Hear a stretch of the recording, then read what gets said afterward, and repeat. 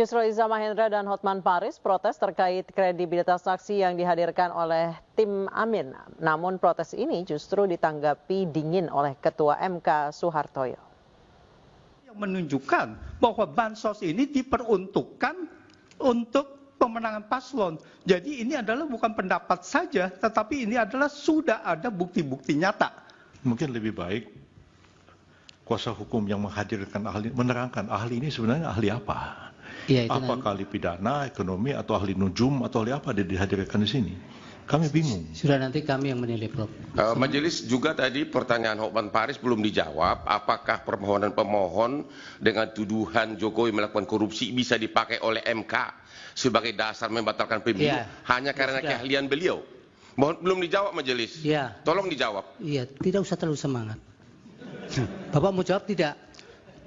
Saya itu serahkan karena keputusannya adalah di mahkamah, jadi saya menyerahkannya kepada mahkamah. Ya, itu, Pak Hotman. Bukan wewenang saya. Ahli juga tidak harus dipaksakan untuk menjawab, apalagi untuk sama dengan yang diinginkan. Majelis Dan ahli ini kan juga menjawab berdasarkan data, jadi bukan hanya berdasarkan omon-omon. Mohon izin Majelis, kan dia yang memulai, dia yang mengatakan Jokowi korupsi, dia yang mengatakan ini, dia harus konsekuen dong sebagai ahli menerangkan. Iya, tapi pada bagian apakah itu menjadi kewenangan MK kan tidak dijawab. Ya maksud saya dia sebagai ahli harusnya konsekuen dengan jawabannya. Jangan cuma omon-omon. Anda tidak bisa memaksa seperti itu. Terima kasih ya ahli, keterangannya mudah-mudahan bermanfaat untuk pengambilan putusan. Ketua Tim Hukum Prabowo Gibran mendesak saksi yang didatangkan paslon Anies Mohaimin untuk mengungkap sosok oknum polisi yang mengintimidasi memilih nomor urut 2. Namun hal itu justru dinilai mengintimidasi saksi untuk dipaksa mengikuti permintaan kuasa hukum Prabowo Gibran. Ingin menanyakan kepada saksi Ahmad Husseiri dari Sampang. Dikatakan ada oknum polisi yang mengatakan kalau pingin aman 02 harus menang. Tadi majelis hakim menanyakan oknum polisi itu siapa, tapi yang bersangkutan merahasiakan. Ini kan namanya sidang di MK, semua terbuka dan dibuka untuk umum. Kita supaya jangan timbul fitnah, kita harus mengungkap siapa itu sehingga bisa ditindaklanjuti oleh aparat yang berwenang. Ini permasalahannya. Kalau kita membungkus, kita mencari kebenaran di sini. Selalu digaungkan oleh kuasa hukum paslon 01 adalah kebenaran, kejujuran, keadilan. Tapi kalau dibungkus, mana bisa terbukti kebenaran dan kejujuran itu? Itu pertama. Akhirnya menimbulkan fitnah. Yang pertama Majelis ini Hakim, pertanyaannya Majelis Hakim. Iya, saya mau tanya. Ini mengintimidasi saksi ini. Saya bukan mengintimidasi saksi. Jelas sangat mengintimidasi saksi. Sebentar, sudah. Tadi memang pertanyaan itu didalami oleh hakim, tapi yang bersangkutan tidak mau menjawab karena berkaitan dengan keamanan, keselamatan beliau. Nah, oleh karena itu hakim tadi juga melanjutkan dengan bahwa kalau begitu nanti kesaksian Bapak tidak bulat. Bapak perhatikan tidak tadi? Betul, itu satu kesatuan yang akan dinilai oleh hakim. Betul Hakim yang mulia. Bapak kan mau bertanya, tanya yang lain. Baik, saya akan tanya itu yang lain. Selesai. Baik, saya ingin tanya yang lain. Apakah saudara saksi melihat langsung bahwa kertas atau surat suara yang dibawa ke dalam kamar itu dicoblos? Dan coblos nomor berapa? Saya kira itu. Siap, terima kasih. Saya melihat langsung dan saya memotong langsung di dalam kamar itu. Sebelum dibawa ke kamar, 3 orang itu dikerahkan tadi penjelasan saya oleh oknum ASN.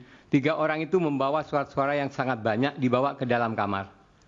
Setelah itu saya langsung beberapa menit saya ke kamar itu dan saya eker-ekeran saling dorong untuk membuka pintu itu sama yang mengarahkan itu. Akhirnya saya bisa buka pintu dan saya memoto dengan kamera saya.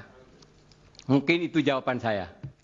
Kalau Bapak melihat langsung, yang ditusuk itu di nomor berapa? Tidak terlihat foto. Tidak terlihat. Bapak lihat ya, kalau di gambar foto tidak bisa tampak mencoblos nomor berapa kalau tadi? Kalau digambar tidak, Pak. Tapi Bapak lihat. Waktu perjalanan saya mau masuk TPS itu, karena di situ kan jalan kampung. Sepeda mobil saya apa ada di luar jalan kampung. Di situ ada oknum juga 2 orang itu saling tanya, kamu nyoblos berapa tadi? Banyak saya sampai capek. Nomor berapa yang dicoblos? Nomor 2. Bilangnya seperti itu, Pak. Pengakuan di luar. Ya. Bukan ketika nyoblos Bapak saksikan. Itu kan yang terjadi itu bukan hanya 3 orang, Pak. Tapi sebelum saya datang itu ada orang juga yang mencoblos di kamar itu. Mencoblosnya nomor berapa, Pak? Kalau Bapak tadi katakan Bapak mendengar. Pertama Bapak katakan Bapak melihat. Kami keberatan yang mulia. Pertanyaannya dengan dialogis, tidak seperti yang ditanyakan oleh tinggal satu sebenarnya. Iya. Pak, melalui saya saja, Pak, melalui hakim, Pak. Silakan. Terima kasih. Bapak terakhir tanya apa? Saya kira itu saja yang mulia. Bapak tahu tidak yang dicoblos nomor berapa? Terakhir yang ditanya tadi. Tahu, Pak. Di dalam kamar itu dicoblos, pas waktu saya kamera itu yang tengah, Pak, dicoblos, Pak. Iya, yang tengah. Iya. Tapi di kamera itu tidak jelas, Pak. Itu. Di kamera tidak jelas, tapi Bapak melihat secara langsung yang tengah yang dicoblos. Ya sudah. Dan pemirsa, salah satu saksi yang dihadirkan tim kuasa hukum Anies Mohaimin mengungkap ada tekanan dari oknum polisi kepada warga untuk memilih paslon nomor urut 2 Prabowo Gibran. Sementara itu peristiwa itu terjadi di Kecamatan Kedungdung dan Kecamatan Robatal di Sampang, Jawa Timur.